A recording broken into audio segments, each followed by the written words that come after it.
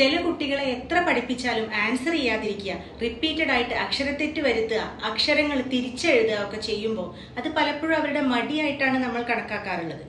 ഇത് ചിലപ്പോൾ അവർക്ക് ഡിസ്ലെക്സിയ എന്ന ഒരു പഠന വൈകല്യത്തിന്റെ ലക്ഷണമാണ് എന്നുള്ളത് പല പാരന്റ്സും തിരിച്ചറിയാറില്ല.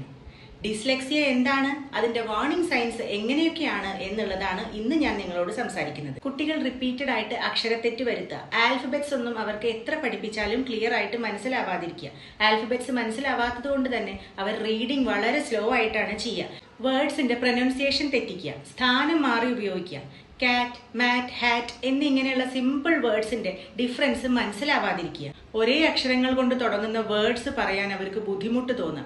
നമ്മൾ ചില വേർഡ്സ് എത്ര പഠിപ്പിച്ചാലും അവർക്ക് അത് റീപ്രൊഡ്യൂസ് ചെയ്യാൻ പറ്റാതിരിക്കുക. അക്ഷരങ്ങളൊക്കെ തല തിരിച്ചെഴുതുക. ചില കുട്ടികളിൽ ഡിസ്ലെക്സിയ എന്ന പഠന വൈകല്യത്തോടൊപ്പം ആൻസൈറ്റി, ഡിപ്രഷൻ, ADHD എന്നിവയും കാണാറുണ്ട്.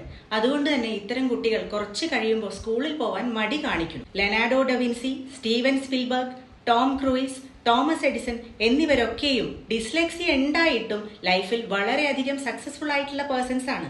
ഡിസ്ലെക്സിയെ കുറിച്ച് നിങ്ങൾക്ക് കൂടുതൽ സംശയങ്ങൾ ഉണ്ടെങ്കിലോ ഓൺലൈൻ കൺസൾട്ടേഷന് വേണ്ടിയോ എന്നെ നിങ്ങൾ താഴെ കാണുന്ന നമ്പറിൽ കോൺടാക്ട് ചെയ്യും.